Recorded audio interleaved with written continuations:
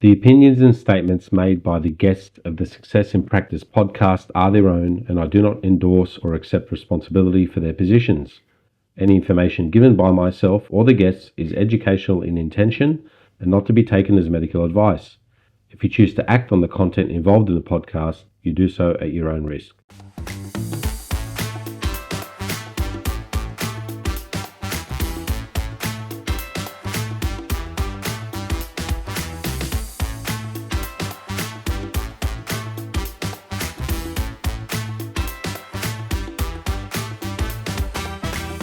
Okay, welcome everyone to another episode of the Success in Practice podcast. I'm joined today for a second episode by Rudi Gerhardt. We originally did an episode a little while ago on vestibular issues and dizziness, and Rudi's kindly joined me tonight to discuss concussion management. Rudi Gerhardt studied sports physiotherapy in Munich, graduating in 1984, and osteopathy in Belgium, graduating in 1999. He's a registered osteopath, and he's had a special clinical interest in dizziness and balance and has done extensive education in this field, including a certificate in vestibular rehabilitation and also a certificate in concussion management. And that is what we will be focusing our discussion on tonight. He's also taught at various universities, including UWS, when that was around, University of Western Sydney's osteopathy program, and also taught at Southern Cross University, lecturing in neuroscience, embryology, and also osteopathic skills. Rudi, thank you for joining me again, mate. It's always a pleasure. Every time you come on the podcast, I go back to being a student, and so that is very, very enjoyable for me. And so thank you so much for doing this, and I'm sure we are going to learn a lot on this episode. Thank you. Welcome. I'm happy to be here. So, yeah, definitely. I'm sure this will be another episode of many, because I think the last one was very well received. I got a lot of great feedback about it, and I'm looking forward to more. But tonight is all about concussion. Concussion has become quite mainstream now because it gets a lot of attention in the media, and I think a lot of the litigation that's happened over in the States, with the NFL and especially the ice hockey, has kind of brought the attention of that to the public. And with that, I think it's raised a lot of awareness just in general population, and people are, more aware of it, and therapists now are looking out for it a lot more. But we may not be, we may not know what to look for. And I know I'm an amateur when it comes to this field. And so we have some questions tonight. Before we start on the questions that are specific about concussion management, tell us a bit about your background and what got you into this field. Like, what made you interested in concussion? How did you get about to being here? Yeah, my pathway really to concussion and also vestibular management, you can't really separate the two because you have got, in concussion, you have a lot of vestibular issues as well. So you really started out with vestibular management and then came into concussion. I remember as a sports physio on 1984, I was sort of traveling around in Europe. We were called in for international triathlons, bicycle events, and I think my first exposure to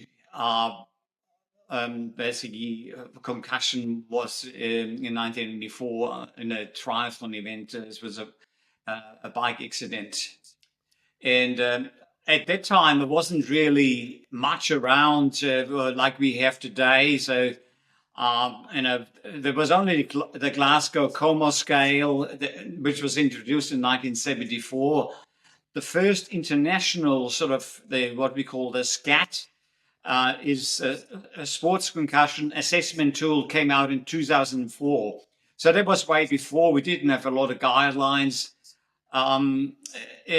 But still, now you treat the neck because the neck's always involved.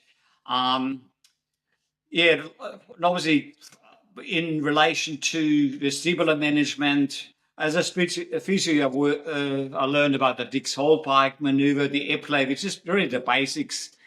There was no knowledge about other BPPV variants or any other vestibular diseases. What we know now, what was really the driving force for me was the lack of results I did get, with just the limited tools and limited knowledge we had at the time, and that was really driving, me to do more education in the field. It's just me.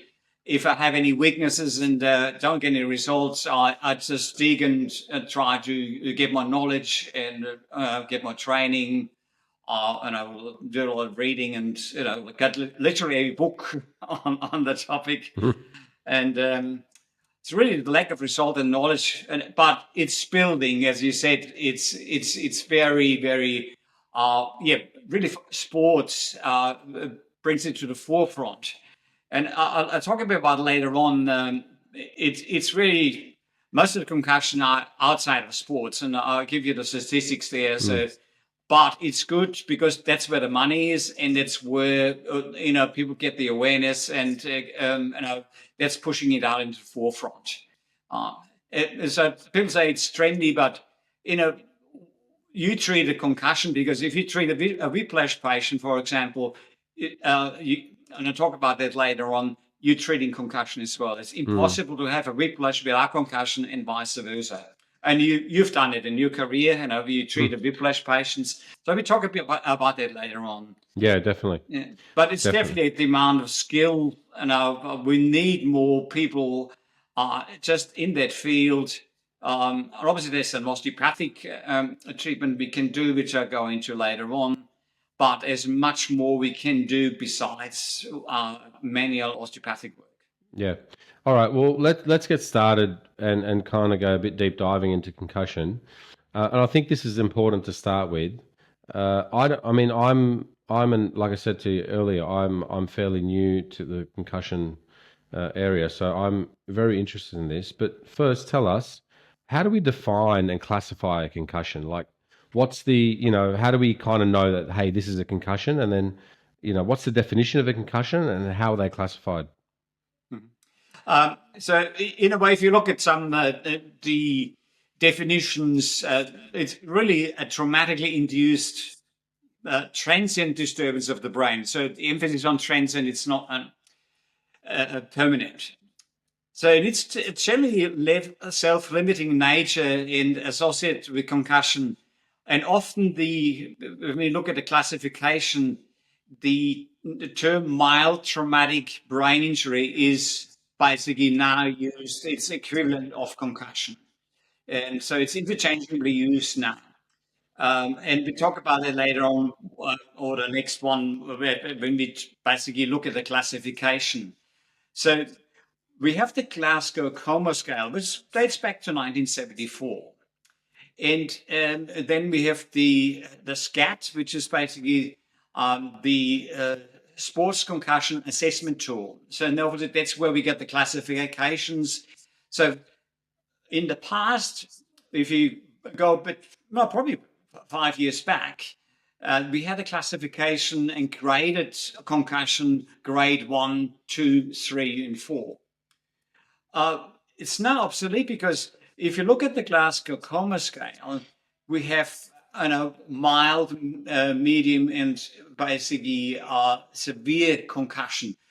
And that's known to every person who is treated in sports. They know the Glasgow Coma Scale. Why? Well, there was no need to have a separate classification. And I go a bit into that. So that's So the current classification is just mild, moderate, and severe.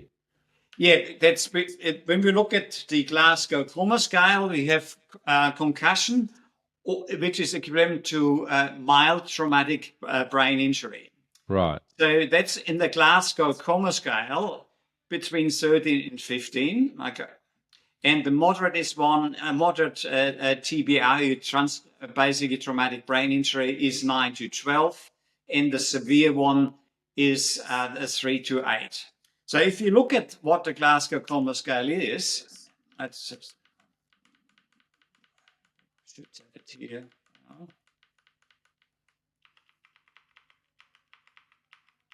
So we got Just give me a sec.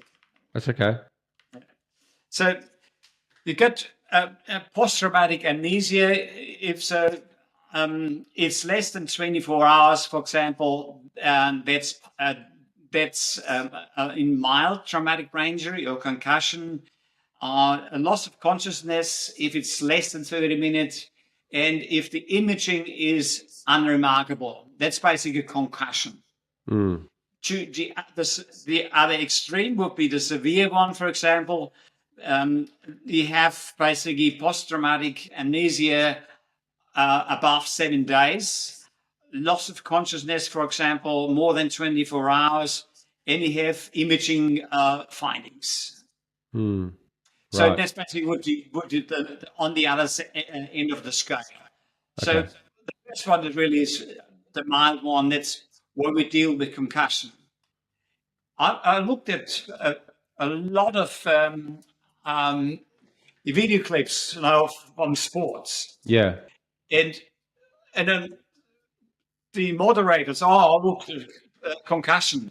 The person knocked out, not responsive to pain, Mm.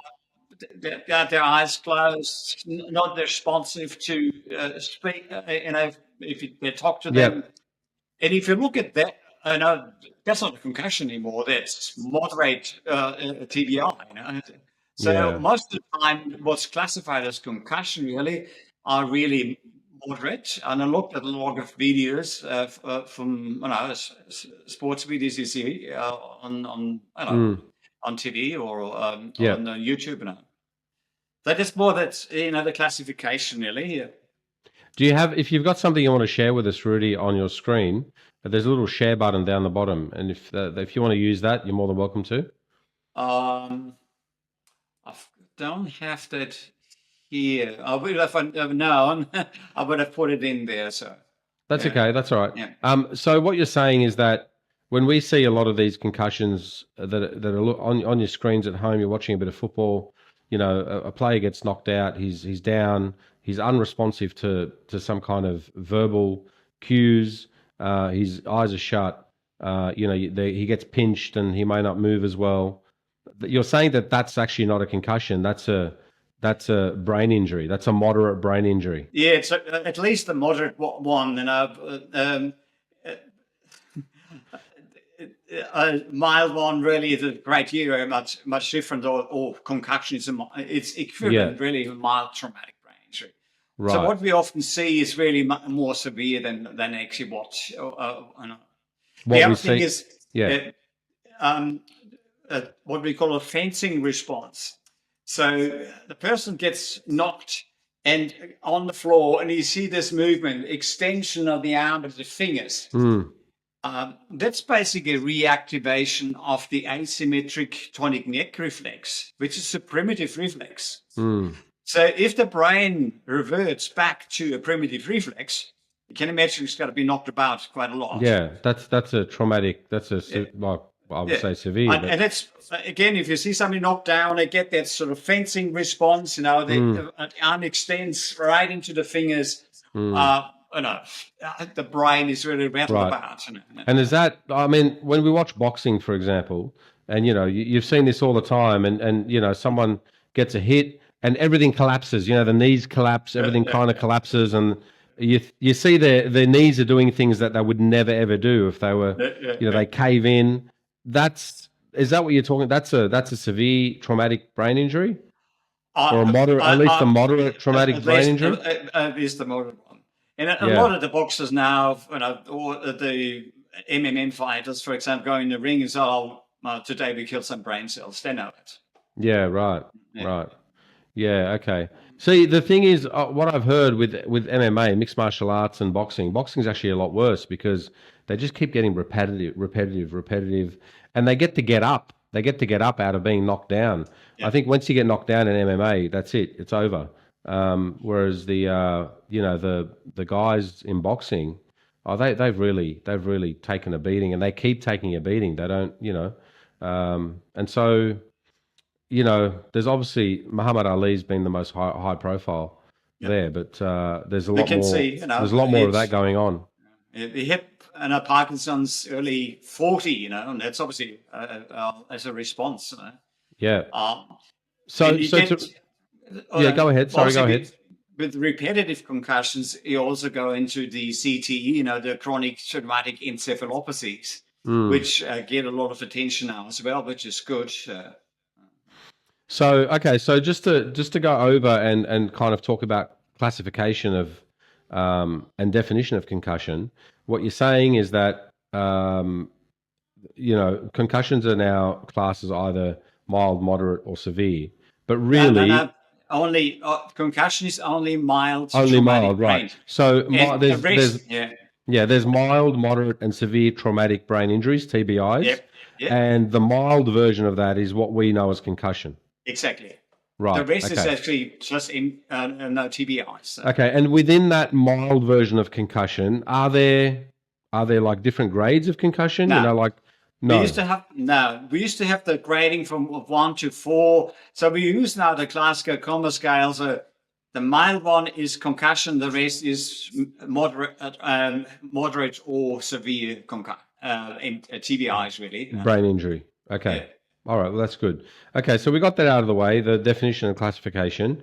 Tell us about some of the pathophysiology of concussion. What's going on? Like when that happens, the concussion, I mean, I've been around it. I've seen some friends of mine play football and then, they'll finish the game and they can't remember what they did.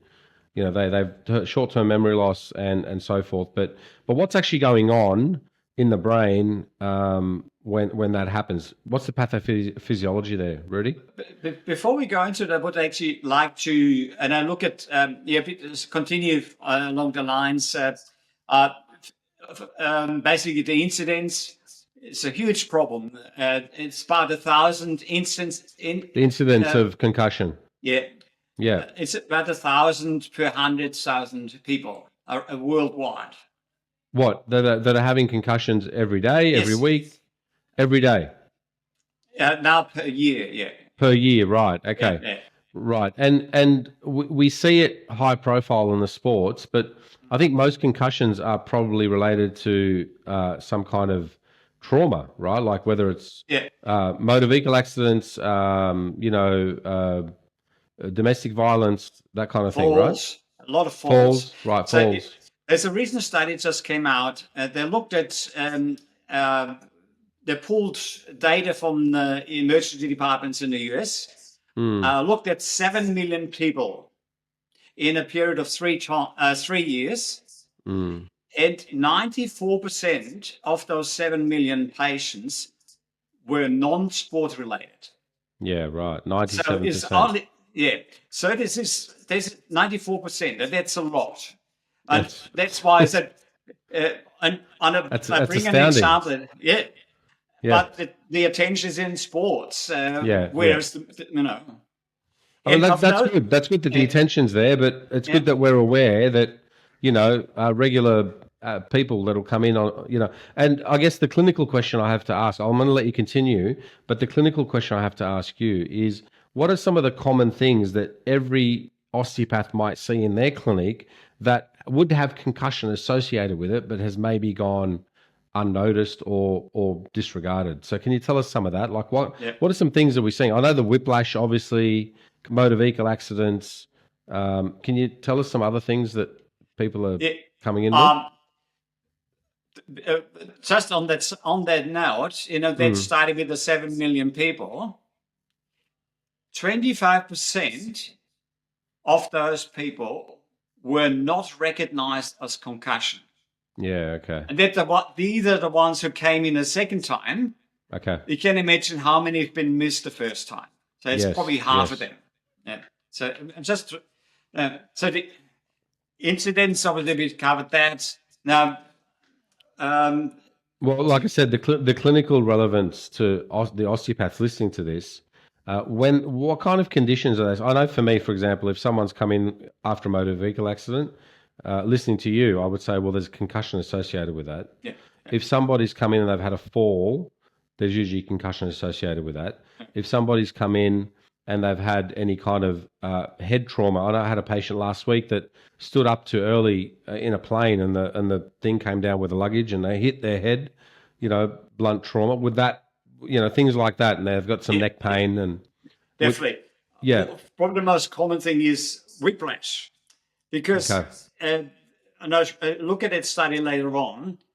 There have been two major studies been presented. One looking at the symptoms, 15 common symptoms of concussion, and 15 common symptoms we see in whiplash. 13 of those are the same. Mm-hmm. So, and the other study looked at the mechanism of injury. So if you get a whiplash, you don't actually have to hit the head, just a whipping action, sideways or whatever, rotational. The brain inside still gets, whipped about. So it is almost impossible from looking at symptoms, but also if you look at the mechanism of injury, to have one without the other. So definitely whiplash, falls. I'll give you an example. A patient came in. He is a motor mechanic. He would try to pull the roller door down. The roller door gave, and he was falling flat on his face on the concrete. He went to the local hospital. They took an X-ray from the neck. He had pain around his zygomatic bone. They didn't take an X-ray of the skull. He was released with a diagnosis of whiplash. Nobody actually considered that guy had a concussion. He had memory loss. He had everything, which which will go into symptoms later on. So that's a typical example.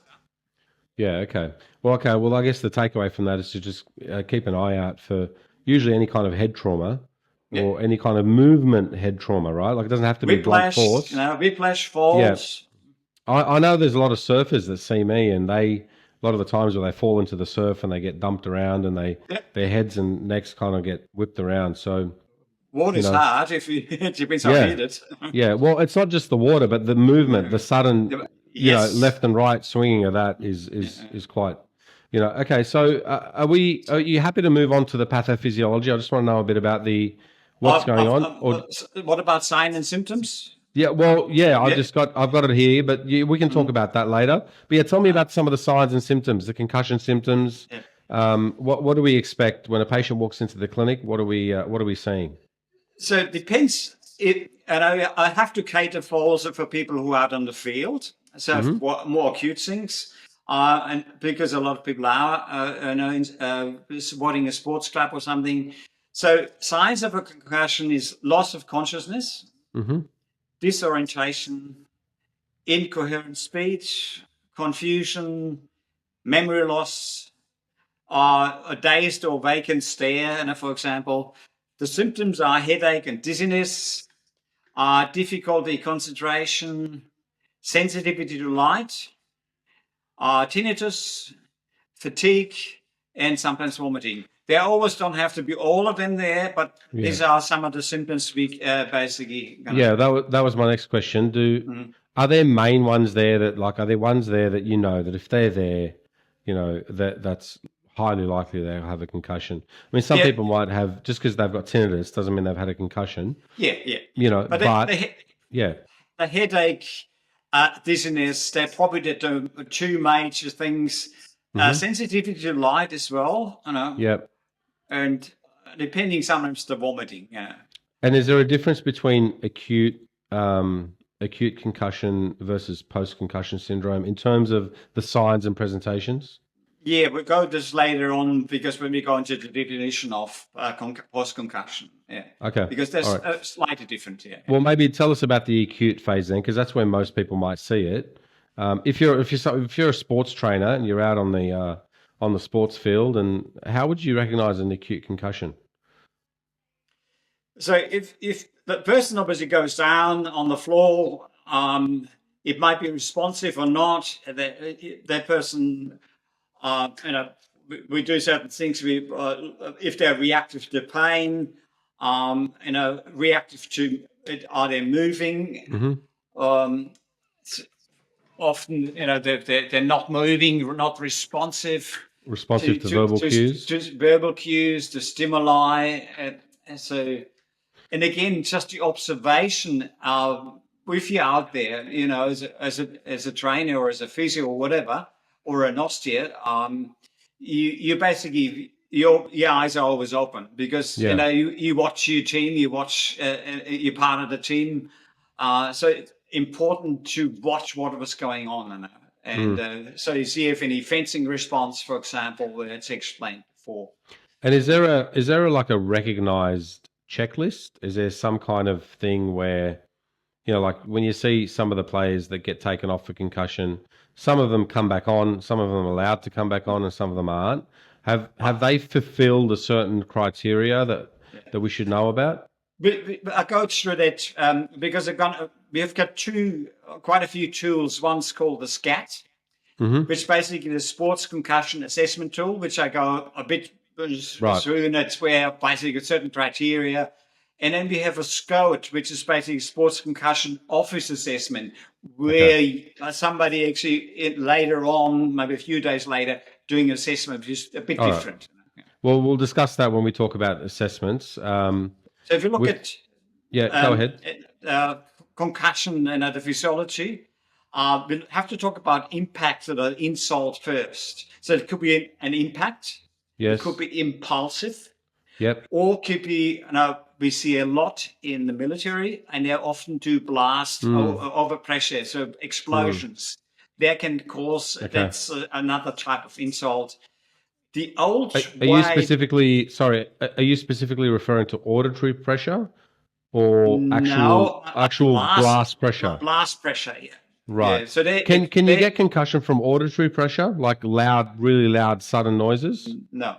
No. It has to be really a blast, because the blast actually can move the whole body, So if they're close to an explosion, for example.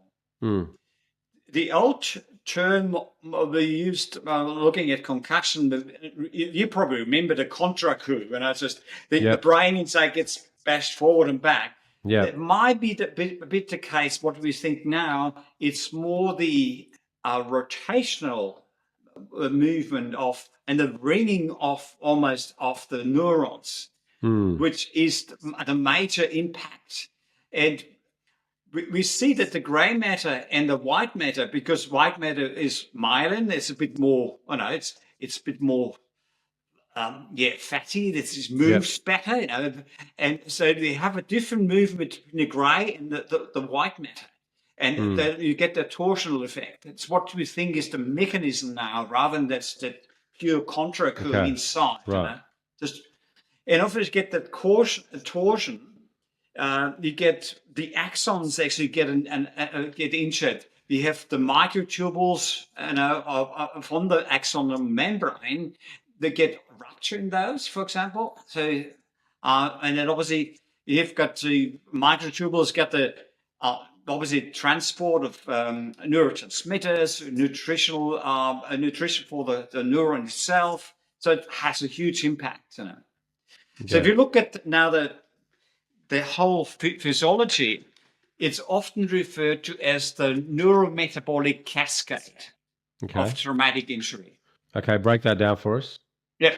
So, an example, if I'm flexing my biceps, I don't have a lot here, but flexing a muscle here, that's a controlled firing of motor neurons. Yes. So that's just, if you have a concussion, you get uncontrolled. It's millions of neurons fire at the same time, uncontrolled. Right. So you can imagine those neurons. They have to go back to resting brain potential. Otherwise, they can't fire again. Yeah. So you need a lot of. You get the depolarization, so an action potential of millions of neurons at the same time. Uncoordinated. You get release of the excitatory neurotransmitter like glutamate. Obviously, the cell you get an efflux of potassium, and of course the potassium have to go back in order to become the neuron can fire again, so go back to its resting potential.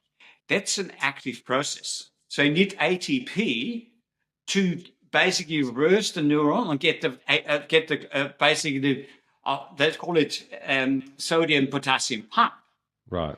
So otherwise the neuron doesn't get back to its resting potential. So it's quite energy consuming too. Yeah, exactly. Yeah. What do you need in order to get basically generate more ATP? You need glucose. Mm-hmm. Especially for the brain. Exactly, and otherwise you need glucose in order to generate the ATP. Yeah. So that's basically initially leads to hyperglycolysis. So you get enormous amount of glucose being used. At the same time, it gets calcium influx and sequestration of mitochondria. They're the powerhouse there, and over time, you get a decreased energy production or ATP production. And what you see later on is obviously the glucose levels drop. How much later on are we talking about? Like, what are the time frames? So the time frame, if you look at first glutamate release, the excitation, so that's obviously immediate within the first up to 5 minutes. Okay, let me take you to the beginning, Rudi. You talked about the uncontrolled excitation of all those motor neurons. Yeah. And is that happening at that split second of the concussion? Yes. Right. So that's in the moment. That's why you see the kind of hardening and that sign and then the floppiness. Is that correct? Yeah. Right. Okay. It's uncontrolled, and of course, as a reaction, you get excitation and you get the release of glutamate, which can outlast obviously the concussion itself. Yeah. At the same time, you get decreased cerebral blood flow. Okay. And that starts, quite early, almost immediately, and can be up to 10 days. Wow. So blood flow is decreased for up to 10 days. Wow. And we can see obviously that can create a whole bunch of damage itself. Yeah. And obviously as a reaction of the depolarization, you get efflux of potassium. And it's probably up to, about 5 to 10 minutes. Okay. And then you get the influx of calcium, which can be damaging to the neuron. And at this point, are we noticing the patient is just dizzy and a bit groggy? Is this how are we seeing the physiology of it? Is this when they're kind of waking back up and feeling a bit groggy and dizzy? Yeah. Okay, right. So then deficiency of course, the drop in glucose becomes you have an increased demand of glucose, but it's not available. So of course, you can imagine what the brain needs the glucose, and in order for ATP to regenerate, you need the glucose available. So the glucose drop. Yeah. Initially get a rise for up to the first 15 minutes, and it's it can, and you get what they call the depression of glucose. It's up to 10 days. Wow. And so when the body's lacking in glucose, the quickest source of energy is muscle tissue. Obviously, when cortisol plays its part too, it's an energy mobilizing hormone. Are we seeing that in play as well quite early in the realm of concussion to try to bring the glucose levels back up? There's not a lot of research looking at that. We know about it, but there's not a lot of research focusing on that because they're really looking at the glucose deficiencies. Okay. And but that's what is called the neurometabolic cascade following basically a concussion. Yeah. If you look at now, there are some studies that looking beyond the concussion. So the neurometabolic cascade sort of ends about average 2 weeks. That's we have the recommendations now internationally. People should be, if they have recognized or diagnosed with a concussion, they should not go into contact sport before 2 weeks. Right. Unfortunately, in Australia, I think AFL is still 9 days. We know they're not recovered. They don't have the glucose reserves recovered. The blood flow hasn't recovered. You said the blood flow can be up to 10 days. So, yeah. So that's what we call the clinical recovery. Now comes something else. There's beyond that cascade, there's 14 days. They're now discovered. They're using, diffusion tensor imaging, positron emission tomograms, functional MRIs, and what they're seeing is neuroinflammation, which can last, up to 2 years. Yeah. Wow. And so, are 14 days enough? Because those people are asymptomatic after 14 days most of the time. But we let them back into the field, but they still have neuroinflammation. Yeah. I think that's a good topic of discussion, because as a therapist, you have to make people ask for your recommendations all the time. And when you know this, it's like you get asked, I tore a hamstring, am I ready to go back and play? Yeah. That's an easy one, really. But when somebody says, I've got a concussion, am I ready to go back and play? And you have all this evidence in front of you, that is a very hard decision to advise on, because sometimes it is I guess in a professional sense, it could be the livelihood of the person that is in front of you. And it doesn't always have to be about sport. Sometimes it could be that somebody's injured themselves and they require the risk of having another concussion to do work. I know there's plenty of miners out there that have had concussions, and it's very, very difficult for them to go back to work because they're constantly in short spaces and bumping their heads around. And so this becomes a bit of a conundrum in what you'd advise, because what you've just said to us, that especially the lack of blood flow for 10 days, and then also the neuroinflammation that could be up to 2 years. Geez, it's a fairly hard recommendation to swallow there. Hello, everyone. I'd like to take a quick moment to thank everyone for watching and listening to the podcast. If you have received value from this episode, the kindest thing you can do for me is to like, share, follow, and subscribe to the channel on whichever platform that you are listening on.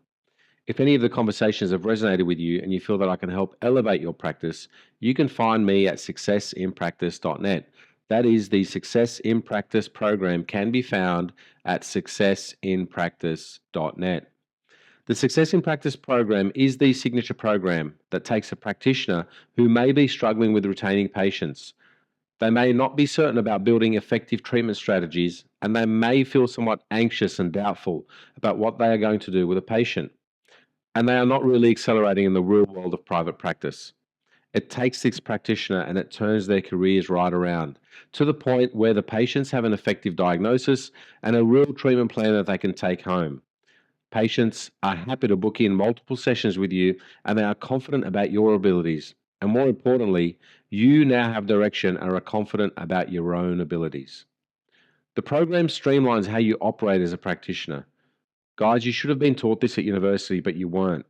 You may have been practicing for the last few years thinking there has to be a better way. There has to be a more effective way of engaging with patients and getting them results. Well, there is. And this is what the program delivers. Go to successinpractice.net and check out the options available to you. See where I can help you easily grow your patient list and finally earn the rewarding income that you deserve. For all the information on how you can reach me personally, check out the show notes. Also in the show notes, you'll find a link to the chat transcripts from these podcasts. These are valuable and a wealth of information. I really hope that you're enjoying the podcast. Guys, leave a comment if there's any questions on this episode, and please, don't forget to like, share, follow, and subscribe to the channel. Now, back to the show. If you look at, go through the time frames again. So you have the concussion, I call it AP storm. It's a storm of action potential. It's the excitatory phase, and then they get the what we call the spreading depression. Glucose goes down, blood flow goes down. That's about day 5 to 7. The majority of symptoms start to fade. It's day 7 and 10. That's, so, okay, you're fine. Yeah, that's if clinical. You just go, but that's clinical. Yeah. That's not physiological. No, that's right. So they estimate an average that metabolic recovery is about day 22 to 45 as an average. It can be longer. No? If we have in what we call the critical period, day 5 and 7, another concussion, that depression is much deeper and longer lasting. So it could be the metabolic recovery if you get, they call it second impact syndrome. In their critical period, that recovery can be 90 to 120 days. Oh, wow. And then, yeah. Well, I guess for me as a therapist, just listening to you, I mean, common sense would be say take a month off. Yeah. Unless you have a second incident, then we have another discussion. Would that be a sensible? Would that be a sensible? For me, if I know obviously sports, there's money involved. The player wants. Sometimes the players obviously trying to cheat because we've got assessment systems, and they're trying to cheat because for them it's money, So that's. But in general, if we talk amateur sport, take him out for a month. That would be my. If it's my son, I would do that. Most people aren't seeing professional athletes. Most people are seeing amateur athletes, and I think a sensible recommendation is if you've had concussion, take a month off, and if something happens at home, you bump your head on the garage door, and you get another one, then we have another discussion about you taking a few months off.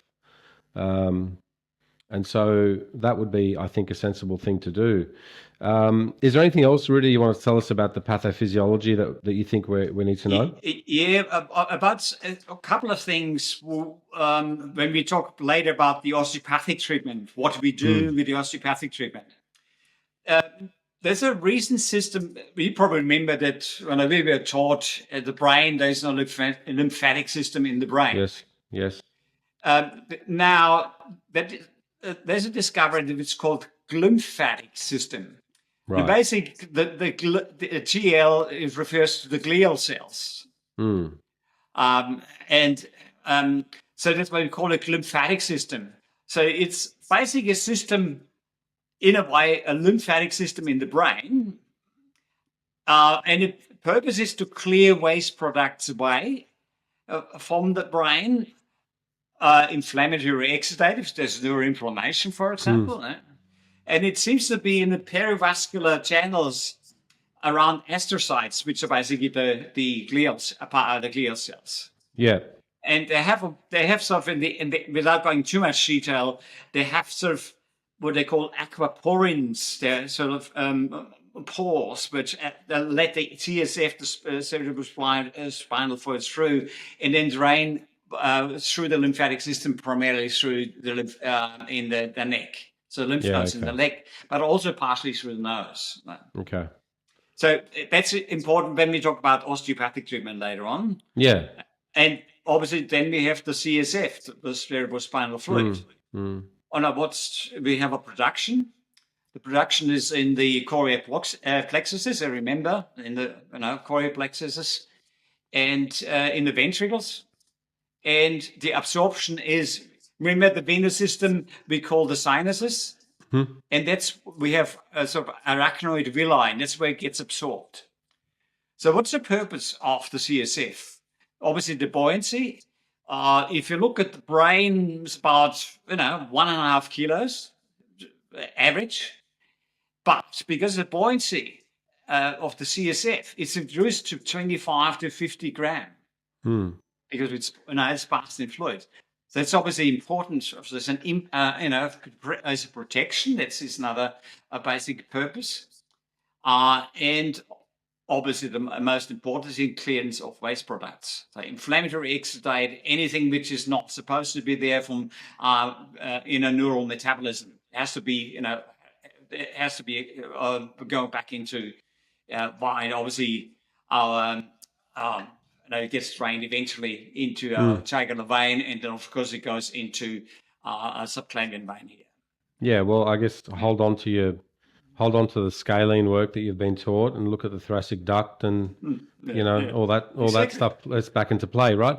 Okay, so before I let you move along from the pathophysiology of the concussion, can you maybe? I know it's hard to be brief with things, but can you, as best as you can you link the physiology or pathophysiology of concussion to the vestibular issues that we may see?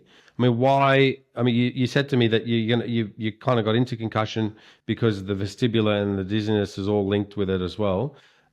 What links somebody? I mean, why would somebody who's had a concussion end up with a vestibular problem?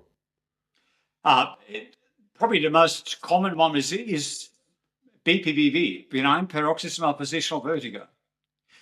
And what is BPPV? You get from the osteolytes. We've got the osteolyte membrane. You've got the calcium carbonate crystals lying on top, and they generally lie attached to the membrane, and then they make their way into the canal. There are two mechanisms. One is obviously with aging, those crystals don't renew themselves that often. Calcium metabolism, women after menopause, those get easily detached from membrane, making their way into the canal. The second mechanism is trauma. Can you imagine you've got those crystals lying on top, the head gets hit, those crystals break off, make their way into the canal. That's probably the most common one we see. Obviously, if you look at cerebellum, brainstem, if it's because the torsional effect sometimes can affect this, but the most common is the BPPV. It's a trauma. Yeah, it's trauma. Yeah. Okay. All right. Well, thank you for making that link. I think that's important to know. Look, we've discussed the physiology. We've talked about the symptoms, and let's look at some of the assessments. I guess you talked about the SCAT and the I think the You want to go through the post-concussion syndrome because sure. Yeah, let's talk about that. So you've obviously already discussed a lot of the acute concussion. That's what we've been discussing, I'm sure, in the last 40 minutes or so. Talk to us about post-concussion syndrome, and how do we diagnose that, and what's the difference between that and the acute concussion? So post-concussion syndrome, depending what you look at, the criteria, it generally, you're still there? Yeah, dropping out. Anyway, I talk. Some criteria say, okay, it's more than a month between the head injury and the symptom onset. And the other ones say more than 3 months. Depends who you're looking at. The DSM-5 or the ICD-11, for example, they have slightly different ways of looking at it. Okay. Can you hear me, Rudi? You still good? Yeah. Right. Your picture's frozen, but I'll continue talking. So keep going. We have what's called a post-concussion symptom scale. And so we're looking at physical symptoms: headache, nausea, vomiting, balance problems, dizziness, fatigue, sensitivity to light, to loud noise, numbness, tingling. Obviously, the mental one or the cognitive part, feeling mentally foggy, feeling slowed down, difficulty concentrating, for example, difficulty remembering. Sleep is already affected. People are drowsy. They're not getting enough sleep, not getting it when they need it. Emotional irritability, sadness, nervousness. And so these are basically somebody, Okay. So that's a lot there, Rudi. And everything that you've just said, we see so much of that in the clinic across a diverse range of different problems. Give us an idea. This is where I'm going to kind of tap into your expertise here. When you're taking a case history, how do you understand if there's? I mean, is it all of that stuff then linked with trauma, or is that what you're looking for? You're looking for some kind of trauma in your case history, and that's the dead giveaway, or is there something else that tells you that, hey, this is not they're not just brain fog because they're lacking in magnesium. They've got brain fog because Yeah. something's happened. So can you elaborate on that a little bit? I think I don't know how often when people describe the symptoms and they go through the case history, and the person doesn't actually volunteer and saying, "Oh," and I ask him, "Did you have a fall? Did he hit your head?" "Oh, that was just minor, and I was out for a couple of seconds." Often there's a description there. You Right. just have to, very often they're not volunteering, you have to ask. If Okay. I find some of those symptoms in the case history, and I sort of, didn't you have a fall? And I wasn't major, it just hit my head on the bathtub, That's very typical, for example. Yeah. Okay. So if you look at delayed recovery, so when we have post-concussion, we have predictors who basically can indicate that they have a delayed recovery, and the recovery after 2-3 weeks. So one of them are the on-field signs. The more severe, the more symptoms they have on-field. The other thing is the early you have concussion treatment, and somebody's assessing you and attend to it, the better the outcomes. Gender, females are generally more susceptible. A lot of reasons, often with neck strength, a lot. Then age. Young kids, for example, the brain is smaller, and in part there's more fluid around, and depending what age you're talking, but under 13, they haven't had full maturation of the brain, particularly myelination. That's where the brain develops up to 20 years of age. Yeah, and the cranium's softer too. Yeah, it's cranium softer. Any psychological factors, for example, if people are more anxious, have depression, they're more prone to delayed recovery, similar to chronic pain. There's some signs there. And some of the clinical examination factors we talk later on. Right. Vestibular impairment, if there's some vestibular symptoms, they have delayed recovery, often because they're not recognized. Cervical, and that's by the most important one, cervical involvement. Okay. Neurodegenerative impairment, neurocognitive, sorry, and repeated concussions, obviously, if the people have repeated concussions. These are basically the factors which can lead to a prolonged recovery. Yep. And that's really the essence of post-concussion syndrome, right? Yeah. Okay. All right. Are you happy to go through the assessment criteria now for concussion? I've got some a list here. Look, I think I covered that. Yeah. I was just going from a vestibular impairment. Yeah. Yeah, obviously the severity. Another thing, from an assessment point of view, which comes to is a test we can do very, very quickly. Most common finding is a convergence insufficiency. Explain that, please. Define that. A convergence insufficiency. Disconnected myself. Am I back? Yes. Hello? Yes. Can you hear me, Rudi? Yeah. So explain that to us. You said a convergence insufficiency. Yeah. So can you explain what that is? Yeah. When we move our finger towards our eyes, a certain distance, you come close, and about 6.5 centimeters from the nose, it's when you actually, you shouldn't see double. But when you get closer, you start to see double. Obviously, the eyes converge and see one image. And that's up to, obviously, until you move very close. So a convergence insufficiency is that somebody is seeing double out here. Yeah, right. So if you're a footy player, you catch the ball and you see two balls, you've got a problem. So, and that's very easy to test. Bring the finger closer towards your nose. If the person starts to see blurred or double, about 6.5 centimeters from those, that's normal.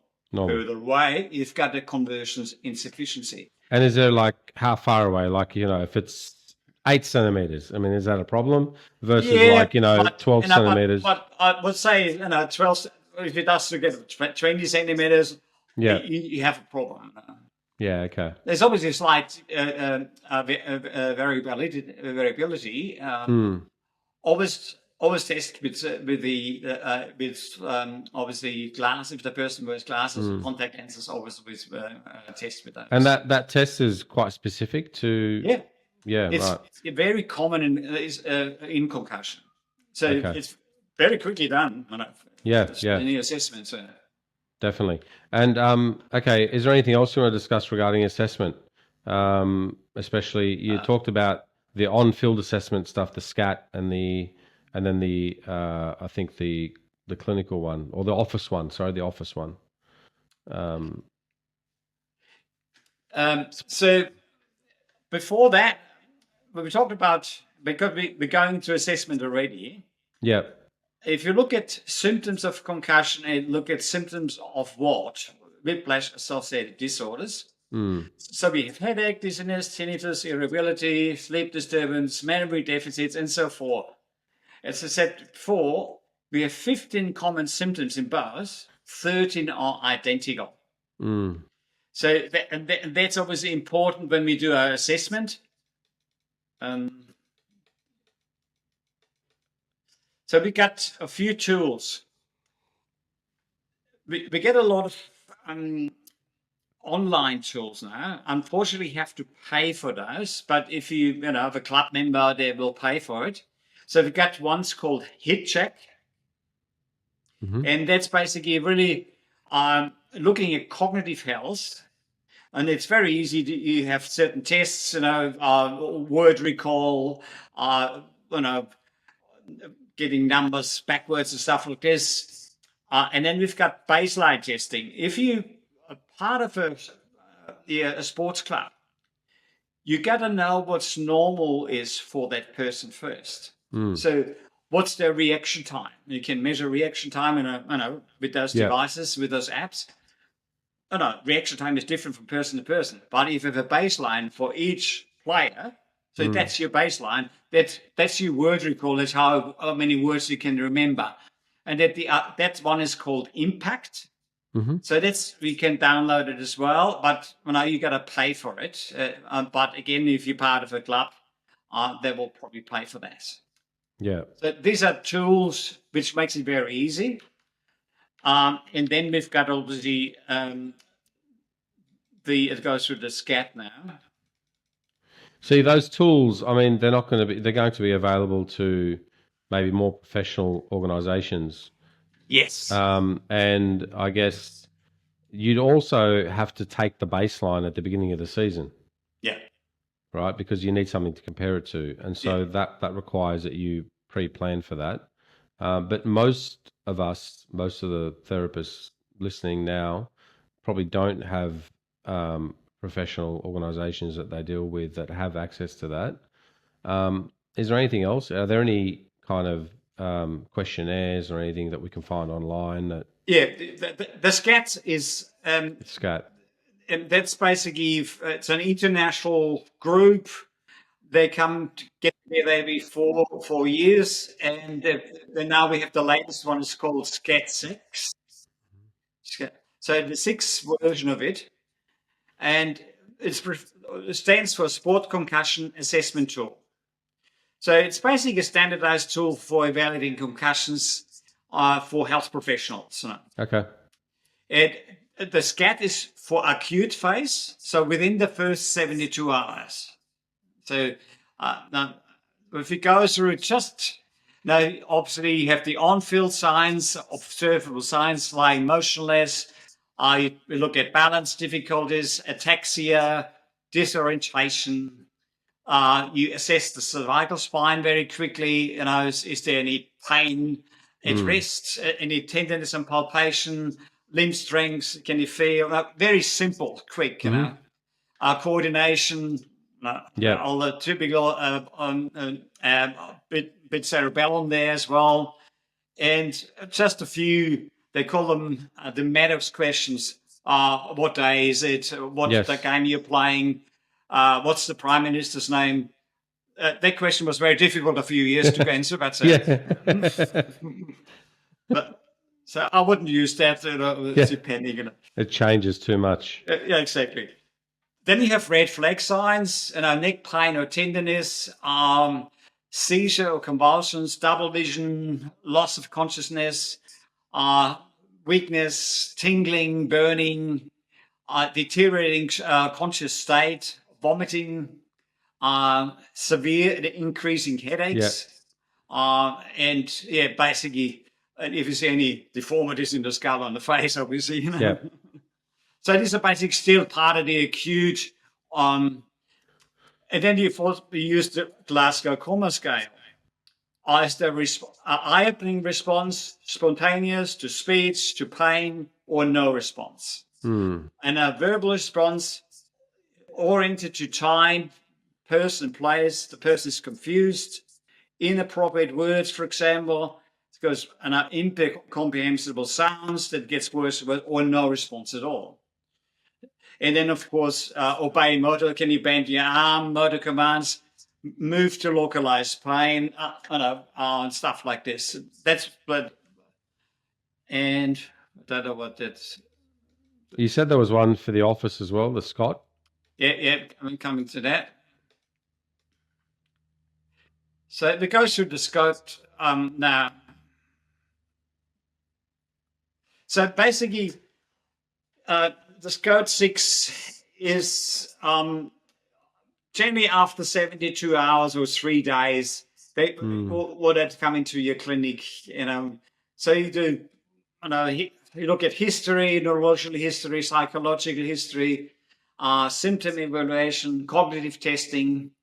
So the examination would be, for example, vital signs, blood pressure, cervical spine, tenderness, neurological, it could be cranial nerves, could be myotomes, dermatomes, reflexes, cerebellum, and then you test balance and WOMS. I go through WOMS a bit, which is often used now, vesicular oculomotor screen. We go on basically go a bit into detail. That's part of this code. Yeah. We have a difference between with the adult and the children one. Okay. Because there's a difference, obviously, between the adult and children's more age-specific adaptations. Sometimes, obviously, they're more tailored for children, and sometimes need to involve a parent or guardian. So you have two different scats and scopes as well. So just to mention that. And people can find these resources online. They're free. Yeah, for free. Right. Okay. It's British Medical Journal has publicized them, and it's free access. All right. Well, I guess people can go and have a look at that and find and implement that. One question I did want to ask you: when you were starting to see concussion patients, or even just patients that you were treating for vestibular or even head trauma, falls, and you were starting to get into concussion, how long did it take you to be able to diagnose? Like, what kind of time frame did you set aside in terms of clinical assessment to be able to then, confidently say this is a diagnosis for concussion, or I've done all this and I've ruled it out? Like, what kind of time frames should therapists expect to spend in the clinic? Yeah, I've put an hour and 15 minutes aside, but I charge them accordingly. Right. But is that what you do now, Rudi, or is that what you did back then? Like, most people are starting out on this. That's what you're doing now. So when you're first learning a lot of these tests and kind of going through, you've probably refined it quite well now, I'm assuming. You can kind of probably, cut a few corners and really understand what's going on pretty quick. But when you were first starting out, was it a 2-hour ordeal for you? No, it wasn't. Probably what I say to patients still, because they ring up and say, I come back because of a concussion and I specialize in, or I allow an hour and 15 minutes. But I also tell them that the first session is primarily assessment. So now, because I'm getting more proficient, and I get some treatment in there as well. Okay, right. So really your assessment is probably down to about 45 to 50 minutes and Yeah. yeah. Okay. But All right. you got to allow that. Yes, of course. Yes. All right. So, Good. so the one important assessment is basically exercise intolerance. Okay. Remember, I've told you about the reduction of blood flow. Yes. So Over you the got 10 days. you have an asymptomatic patient. They go back on the field, and they go off the field. So my headache's back, my dizziness is back. Right. And the reason why, because there's still not enough circulation, there's still not enough glucose available. So there's still not enough oxygen going out there. And we can do a test. So we find out the heart rate where people get the symptoms back. Wow. They use the Buffalo concussion treadmill test. That's one way. Obviously, if you and I have a treadmill and I've got that set up, you can set, okay, my symptoms start, headache starts from a certain heart rate onwards. And then what you do, you take 80% of that heart rate as a training rate.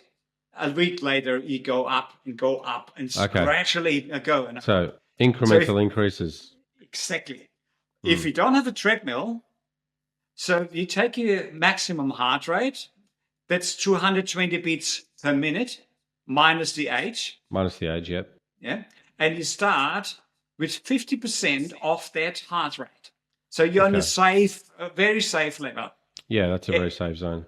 And then increase by 5 beats per minute every 3 days. Right. That's another way if you don't have the treadmill. Okay. That's what I tell the patients. The heart monitors, you can buy it for $50 now. People have them. And this is a way of getting people back out on the field and not experiencing the headaches. Yeah, basically getting the exercise tolerance back. Yeah. Okay. Yeah, that's basically that. That's right. Okay. Now, another test, which is what's called the VOMS, vestibular ocular motor screen, very quickly done. So you have smooth pursuit. Can you follow my eyes? And then ask, take a baseline. What are symptoms, for example? Out of 10? What's your headache at the moment? What's your dizziness? What's your nausea? Or whatever the symptoms are, and see if the symptoms actually increase. And then you do saccades. Can you look at my right finger? Left, right, left. Set a metronome. See if that's increasing symptoms. Then the convergence is also the part. I already talked about convergence insufficiency. Yes. And then another one is called visual motion sensitivity. You have your arms out here and turn, see them on either standing on a swivel chair, and keep your eyes focused on the thumb. Again, you basically look at how many, if the symptoms increase, how much. That's a very good test, and they've done a lot of research on it, which we can add to it. So, let's say, Rudi, you do find somebody that, for some reason, has slipped through the gap, and it's actually not concussion. It's either moderate or severe traumatic brain injury. Are you sending them straight to hospital? What are you doing there? Depending on the findings. Okay. Now, I had just a patient, 70 years of age. I think ex-biker gang, lots of drugs, substance abuse, alcohol abuse, and he thought he can go back on his Harley. And he and obviously had a fall before. I tested him through, and he had cerebellar signs. This diadochoresis, he tried to turn his palm back, and he moved his arm like that. Can you touch your nose? And I did to my finger, and all cerebellar signs were there. And I just sent him away and said, "You go see your doctor. This is you've got a lot of cerebral damage." And that's obviously, the findings in the clinic. Any positive cranial nerve examination. Which nerve is the most common one, the cranial nerve affected? Have a Uh, guess. in concussion? In general. In general, I think we talked about this on the last podcast, and I have to say I don't remember, but would it be the vagus nerve? Um, it, not directly, but the most common one, because its longest pathways is the trochlear nerve. The trochlear nerve. Yeah, Wow. because most cranial nerves actually emerge from the front of the brainstem. Right. The trochlear nerve actually from the back of the base. dorsal from and it comes forward. It's the longest intracranial pathway, and of Wow. course, the longer the pathway, if you've got torsion of the brain, that's the most common nerve affected by any intracranial pressure increase, tumors, but also trauma. Right. So, So you what need to you need to know your cranial nerve test for that Yeah. that trochlear. Yeah. So what would be the history, the clinical sign? What would the patient say? Well, I was assuming the signs will be visual, like they would be loss of vision, not loss of vision, but sensitivity to light, like you said earlier. Now we're talking eye movement, so trochlear nerve, and so the what they're saying, they're walking downstairs and see double. They're reading, Right. seeing double, Okay. because of what the muscle does in a superior oblique. So it actually, if that's a superior oblique, it's intorsion and depression. Yep. So what do you see if you do your letter H? Yep. So see when you in adduction, basically you see the eye going up. So the eye is slightly hypertropic, and then when you adduct, it actually rises up. So they call it, and that's basically the sign. What you have to look in your cranial nerve examination, because it's the most common nerve involved. So if the eye goes up into the top of the eyeball, then the socket, sorry, you've kind of got a positive there. Yeah. Yeah. Okay. Interesting. Yeah. Go ahead. I don't know. I've got wanna- technical yeah. difficulties. Sorry. That's all right. I can hear you well. I can see you well, so it's fine on my end. Are you happy to discuss some osteopathic management, Rudi, with regards to concussion? Do you want to talk us through some of that? And we can Depends go. how much time you. No, I've got time. I've got time. We can, talk. Cervical assessment, maybe. Yep. Okay. Because obviously, your stability test, alar ligament test, sharp Herser test, joint position error. That's a very important one. So you have a laser on your forehead, a target in the front. So, and ask the person to put the laser in the center of the target. Now close your eyes, turn to the left. With the eyes closed, come back where you think you started. So it should be in a frame of 4.5 degrees. If they're beyond that, it's called it's a joint position error. So the brain doesn't know. Well, should I trust what the eyes tell me? Should I trust what the balance organ, the inner ear, tells me, or the information from the neck? Because information from the neck is inaccurate. So you have a mismatch of information, and of course they contribute to dizziness. Okay.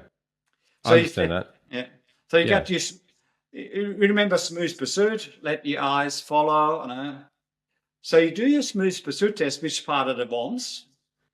Now, you bring the neck in rotation, and they do the smooth pursuit test again, left and right rotation.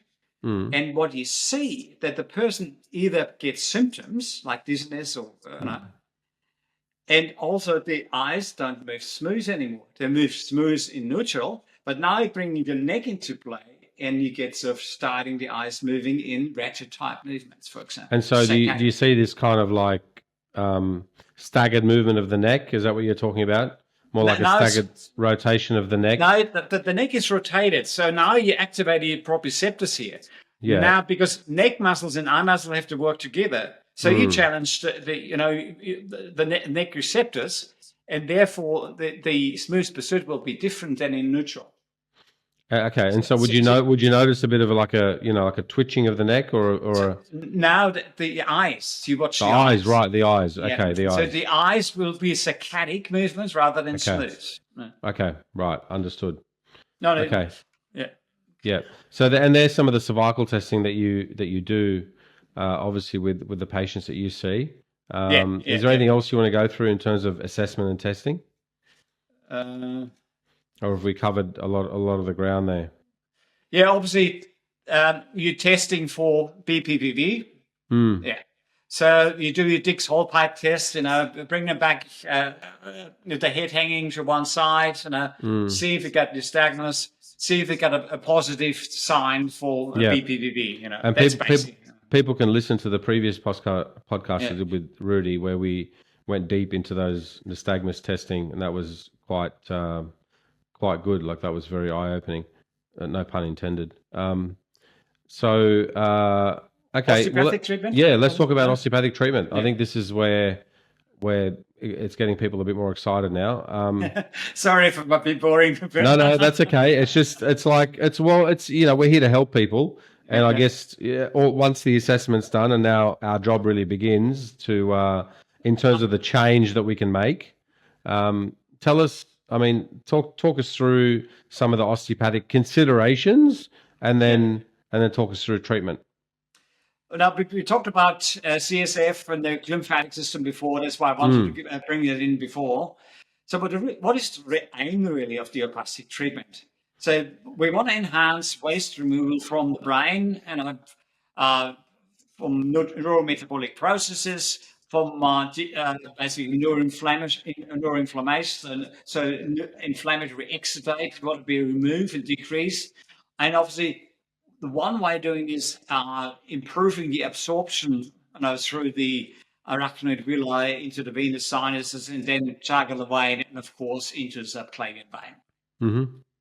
The other aim is to facilitate the lymphatic system. We transport waste from the intracranial, the perivascular spaces, so the spaces around the particular veins and the arteries, and also that drains into the cervical lymph nodes.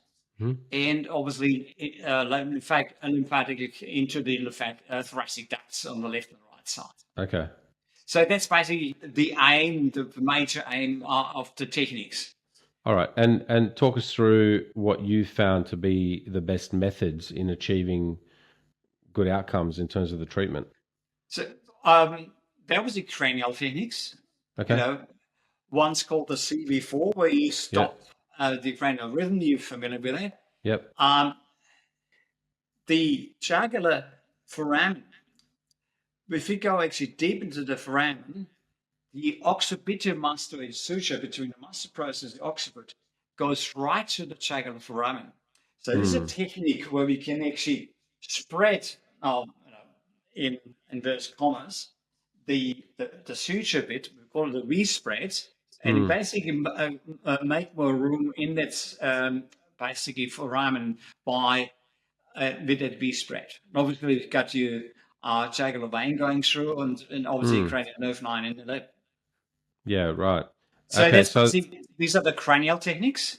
Obviously, another one's cranial base release. Also having an implant on vagus nerve with that one as well. So you're calming the sympathetics down. Yep. So that's from a cranial point of view. Well, I'm gonna add to that because I mentioned to you off recording earlier that I went and had a chat to Lisa DeStefano, and we did a structural cranial course there where she's quite structural with what she does, and she talked about the exact structures that you talked about just then, the mastoid and the occiput and some of the movements associated. And she talked about the external rotation of the mastoid and the temporal bone and kind of really structurally grabbing onto the occiput and then moving that mastoid and getting it mobilized really well. And so, it doesn't always have to be biodynamic. It can also be structural. You can actually get you Well, know. I'm quite structural, I must admit. Yeah, right. So, I mean, I'm sure there's a whole array of people listening and watching who are, some would be No, biodynamic and some would yeah, be quite structural. So, yeah, you know, whatever works for you in the clinic, and exactly. you can see and you retest and you Yeah, get the results that you're after, that's fine. yeah, But so yeah, I'll add to that that there's really good techniques out there that, and if you don't know them and you're interested in treating concussion, I would really recommend that you go searching for that.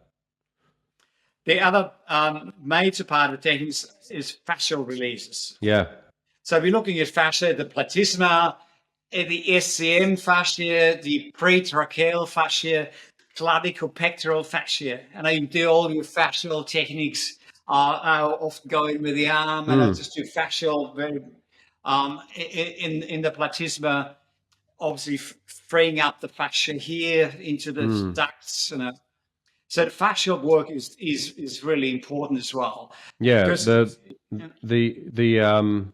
you talked about drainage into the back out through the bloodstream, and there's fascial attachments from the scalenes to the superior vena cava, and yeah, so that's very important that you're able to kind of get the fascial release on those scalenes. So I'd add that to there as well, Rudy. But stop me if yeah, I'm. yeah. Hello, everyone. Just a quick break to give you some information on where to best find me. The first place is the private Facebook group called the Successful Practitioner Pathway. I've set up this private group as a place where practitioners can go and get tips and advice on how to best accelerate their practice and improve their clinical practice skills. The second place to find me is at successinpractice.net.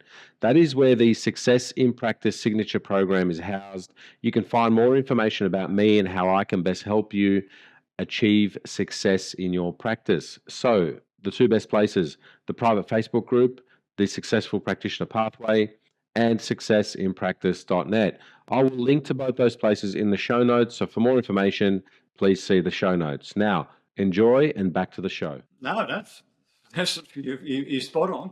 Yeah, and obviously the mobilization at the cervicothoracic T1 area, T1 to T4, get that moving really well. Look at the rib movement, posterior rib movement, Yeah, the sympathetic chain at that area. There's so much there you can go into osteopathically. And then obviously we look at the whole system as a pump, with the yeah, diaphragm, the yeah, cervicothoracic fascia, yeah, the cerebellum tentorum, go down into the pelvis and the pelvic floor. yeah. And so, you've just opened up a whole cascade of treatment that you can do there. But keep going, Rudy. Sorry, I get excited Yeah, about all this stuff. no, it's that's okay. That's good. Obviously, lymphatic drainage, effleurage, or whatever to call Yep, it, cervical lymph nodes, thoracic ducts. You've got the pumps of thoracic duct, all those techniques. yep. And of course, you already gone into the osteopathic manual techniques. Now, Mm, everything around the thoracic outlet, yeah. first rib, scalenes, clavicle, Mm. pectoralis minor, everything related, CT junction, you know, Yeah, you already, TMJ. Don't forget the TMJ as well. yeah, yeah. Yeah, No, yeah. Yeah. got you. Okay. Yeah. All right. Well, there's a lot there to unpack with osteopathic, and people can kind of, I think about that for themselves. One question I Yeah. did want to ask you, maybe around more to do with supplementation, because you did discuss the lack of glucose, the ATP, Krebs cycles involved there. There Yep. might be some implications for magnesium and potassium, I think you Definitely. mentioned. Yeah. And so, do you have any experience with that? Can you discuss that a little bit? Do you Um, advise on supplementation or yeah, anything? I'm a bit careful now because people say we shouldn't, but I'd still, magnesium is probably one of the other one, potassium as well. So that's probably the two major one. I'm not going too much into it because, So make sure your electrolyte balance is, yeah, yeah, yeah, yeah. yeah. Okay. All right. Well, great. Maybe talk That's, I about think, why we need additional techniques to osteopathic approach, maybe. yeah, definitely. Let's go on to that. So give us the, I guess the extra approaches to add on and supplement what you do osteopathically. So I'd like to use an analogy. The osteopathic treatment is improving, obviously, the brain's environment, if you want to call it that, creating an optimal setting for exercise. And I think of it that way. If you do osteopathic care for the back, it empowers the patient to engage in the physical activity. That's what we are great at. Some people just give exercises, but I want to bring, with my treatment, a person in a position where they actually can exercise. And obviously that's what we do often with the osteopathic treatment. So it paves the way for overall improvement, but on top of it, we know certain deficiencies, they are still there. No, we have convergence insufficiency. We can train that. We really improved the environment in the brain. Now we target specific deficiencies. So that's basically where all the exercises come in. So treatment, if you have to, obviously, if you look at BPPV, we do the repositioning maneuver. So if somebody has a BPPV, depending which canal involved, I do the Epley maneuver. So we can have one problem, the dizziness, out of the way because we've taken care of that. Then if we have conversion insufficiency, there is a tool out there, it's basically a string, they're called Sprock strings. So you have a string, you touch it, the door frame, and the other one close to your nose, and you have 3 beads on it with different colors. So you put the first bead at a distance where you can see the first bead very clearly and not double. That might be out here for that person. The next one, the same equidistance. The next one, the same equidistance again. So you basically have to focus on the closest bead, the second one, and the third one. You go your eyes back and forth. So you're training that, convergence. You're training the convergence. Yep. Yeah. Okay. And of course, balance. I know there's so many different balance exercises. A whole bunch of different things. Yeah. People can figure that out. I think that's the improvement of the joint position error. Right. I give them a laser. I sell them for $40. They take them home. They can take any target in the room. It could be a doorknob. Your laser on the doorknob. Okay. Yeah. Now turn your head. Bring the head back to the doorknob. Turn other way. Do it with the eyes open a few times. Now try with the eyes closed and see how it works. Basically retrain the position error. Yeah, and the laser is obviously there to show the target. Basically, so they basically have them forward, so they know they're on the target, not just using their eyes. They're on the target because we're talking proprioceptors, not just eyes. If they rely only on the eyes, that's not. We want to train the proprioceptors here. Yeah. Okay. So that's another not taking care of the joint position error. And then already talked about the aerobic exercise.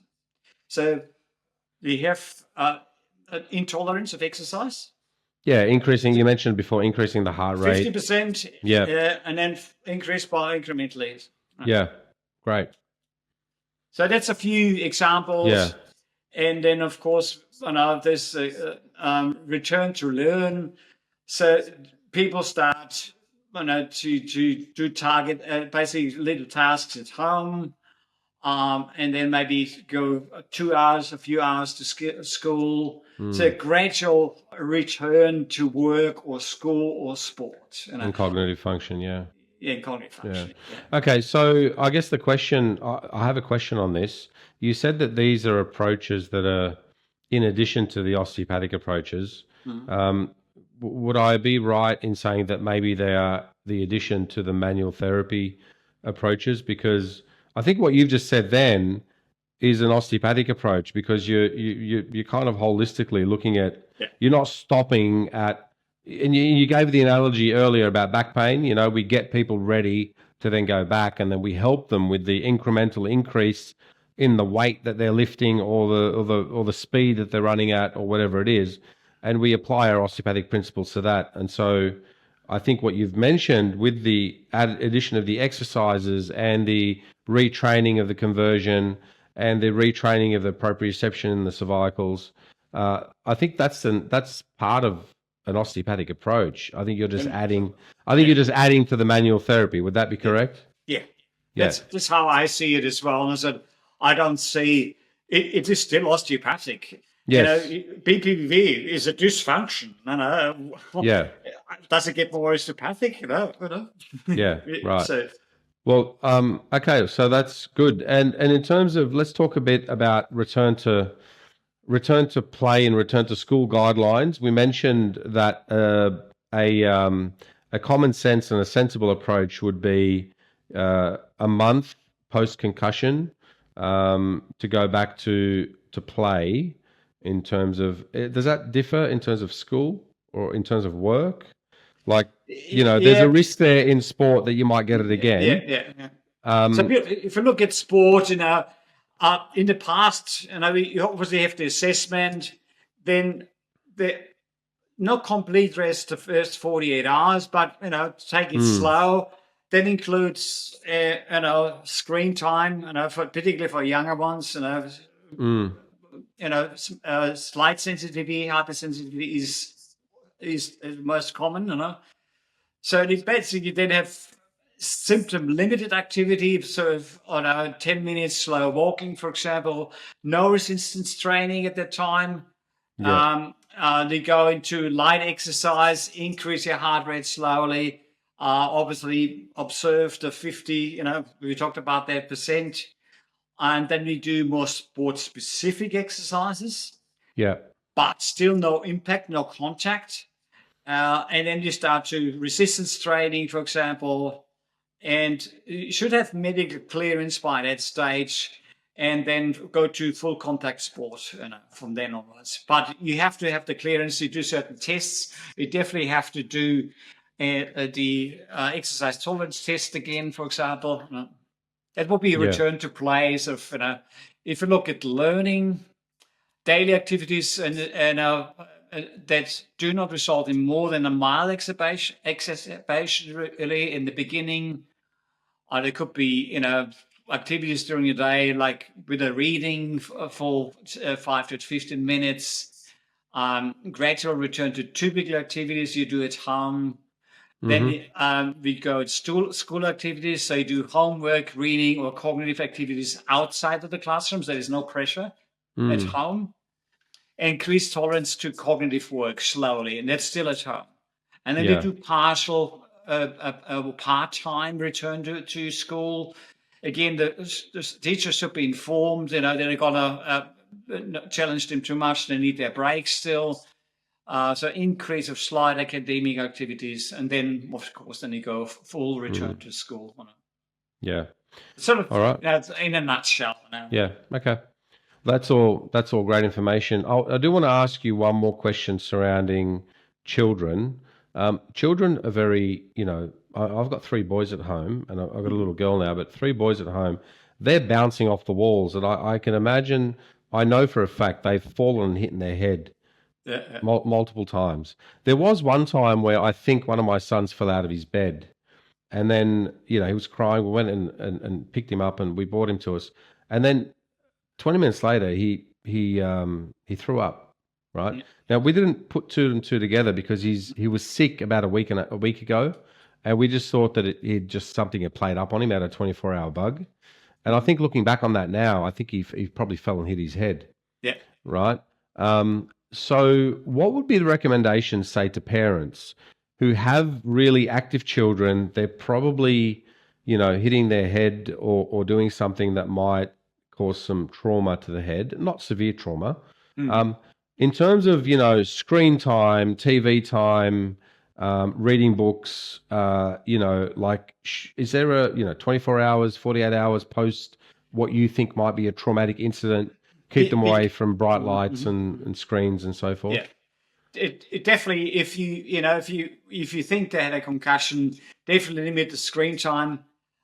Particularly, I would be guided much by the symptoms. As said, Okay. if I'm reading, I'm too much on the screen, I'm getting a headache. That's a Okay. sign. Yeah. So, and then of course, you spend a lot of time on the screen. You have to reduce that. Otherwise, Mm. your headache comes back. And I feel a bit nauseous, and I'm watching a whole movie or whatever, or being in the screen for too long, reading, or So be guided by the symptom. Particularly if you know they might have hit their head. Yeah. So I think definitely that boy had a concussion. Yeah, definitely. So reduced screen time, cognitive activities, but also physical activity. It's okay to slow down a bit. For the next few days. Particularly if they're so spin outside and running around and getting a headache, or I'm really dizzy, that's a sign. Okay. Again, all good things there. How about a case study? Just 5 minutes? Are you okay? Let's do it. Yeah, let's do it. Let's do it. One case study to finish off. Yeah, definitely. So 50-year-old female, a secretary. So she came in post-injury presentation. Mm-hmm. So that she was a work cover patient. So she went to the hospital and then to work cover GP. She presented with neck pain, headaches, dizziness. The diagnosis given by the work cover and GP was whiplash associated disorder. So she had initial treatment with physiotherapy. Her neck pain improved. Now, my first visit to when I saw her the first time, she reported head neck injury 6 months prior to her visit. Mm-hmm. As her symptoms at the presentation there were headaches, dizziness, imbalance, vertigo, neck pain, fatigue, lightheadedness, nausea, phonophobia. Does it ring a bell now? Yeah. If that's not that's not a concussion, and it's been missed in the hospital. Yeah. Hypertension, so she's medicated for that, and a history of anxiety and depression. Mm. Assessment, I did cranial nerve, cerebellum, oculomotor exam, all negative, nothing there. Right. She had a conversion insufficiency of 20 centimeters, so that's up here. That's pretty significant from what you told me. That's yeah. Okay. I did the provocation test. She had a positive Paganini-McClure test, which is basically indicating BPPV of the lateral canal, which is very rare. Yep. And her blood pressure was in lying 124/80, standing 140. Slight drop, but no basic orthostatic hypertension. Rombex was okay. Her joint position error in all directions was about 10 degrees rather than 4.5 degrees. Mm-hmm. Huge error. Mm. The same with the other tests, which we didn't cover. The smooth specific neck torsion test, that was positive as well. She had exercise intolerance. That's basically, that was my assessment. Treatment, I did the Appiani maneuver, which is for the lateral canal BPPV. The neck treatment, I gave her conversion insufficiency exercise with Brock strings, balance exercise, exercises for the joint position error, and the aerobic exercise level increase from 50% of her maximum heart rate. Outcome, 3rd week. Remember, she had this for 6 months. 80% improvement of all symptoms after the 3rd visit. Wow. And so you applied what pretty much the osteopathic approaches in terms of manual therapy that we discussed earlier. Yeah. What you would have obviously had to retrain her conversion. Mm-hmm. So you've done that. What else? And also you gave her a laser to take home and and work on that. Yeah. And then did you do anything with endurance? Was something that? Well, basically because she said, but I didn't mention it. So every time I take my dog for a walk, I like a brisk walk, I get my symptoms back. Okay. So basically, it's buy yourself a heart monitor. Right. 50% of that maximum heart rate. Do this for a week. Yeah. And that's a dead giveaway, right? When somebody says that to you, I go for a walk and headaches come back. Okay. Yeah, that's a very good case study, because I think that's something that seems quite obvious when you discuss it, but obviously it got missed um, by the hospital and the GP. And so, it is so common. I just can't yeah, it is. overemphasize it. I just want to wrap up in terms of, I want to ask you something else, but I want to wrap up in what you've said and what I've taken away from that. Basically, anybody that presents with a whiplash, assume there's a concussion. Yeah. Would that be a Yeah. good? Okay. Yes. And then also you need to understand that the physiology has a lot to do with the gray matter and the white matter and the torsion through the different I guess the density of the two matters. That then presents itself with symptomatically.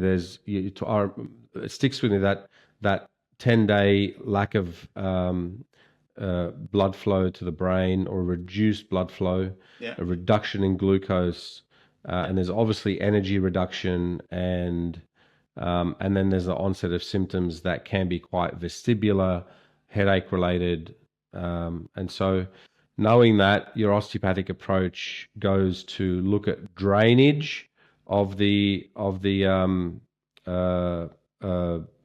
I guess the inflammation, neuroinflammation that's been built up. And so you look at scalenes, you're looking at the cervicothoracic fascia, really, that entire area, and just doing whatever you need to manually to get that area decongested. And once you're happy with the osteopathic, I guess, OMT, osteopathic manipulative therapy, then you move on to apply the, I guess, the exercise or the reconditioning that you've seen a reduction in output. It could be the conversion test where, where they're seeing, you might do that. You might look at endurance, and you might look at obviously proprioception from the cervicals. Would that be a pretty good summary of how you would now know a little bit more about concussion? Yeah. Yeah. And return to sport, a good common sense approach on a first concussion would be about a month. Given there's no second concussion, if there is, then it's a different conversation where it might blow out to 3 to 9 months, even a year, depending on how bad it is. And return to school should be based on symptom tolerance. Yeah. It's sort of gradual, and it's like the gradual exercise. I like the psychology analogy. If you've got arachnophobia, the psychologist doesn't start the session with a tarantula, and there's you get an itsy bitsy spider. No? Yeah. The last question I want to ask you: when we go to learn concussion with you, Rudi, coming up with some of the courses that you're running, what can we expect? I mean, you've given us a little introduction. I mean, you've probably just scratched the surface today. Oh, yeah. What can we expect from the course that we want to go and do with you to learn more about concussion and concussion management? Obviously, when I be going to the physiology, it'll be a bit more detailed, and you learn every test you have to do, or so you cover it. And also, we do hands-on, of course, osteopathic treatment, and obviously the tests are hands-on as well. And then I go through the treatment itself. I've got all the tools and the lasers and the Brock strings, so we get all through and basically apply them and see how it's done. Yeah, and there's obviously lots of discussion about case history, picking up on cues. Understanding, okay, right. And you talk a lot about obviously the assessment protocols and the testing that you do. I think testing's the big one where people can really make a difference. Yeah? I think the osteopathic considerations are going to be the easiest part for people because they're probably already doing a lot of that stuff in clinic. But understanding the different assessments and the tests and what they mean, the physiology behind them, I think is so valuable. And Rudi is always the go-to man for this thing, I think. Anything else you want to tell us, Rudi, that we might have missed out on tonight? No, I think we covered sort of, it was a bit of an overview, even if it was a long overview, but topic is big, It's a big topic. As always, mate, you've schooled me tonight. I feel like I'm always back in the in the student's chair when I'm having a chat to you, Rudi. Mate, hang around with me after I stop recording, but for everyone else, have a good evening. Rudi, thank you again for your time. I'm sure we'll do episode number 3. Everyone have a good night. Rudi, thank you. Thanks for having me. Pleasure.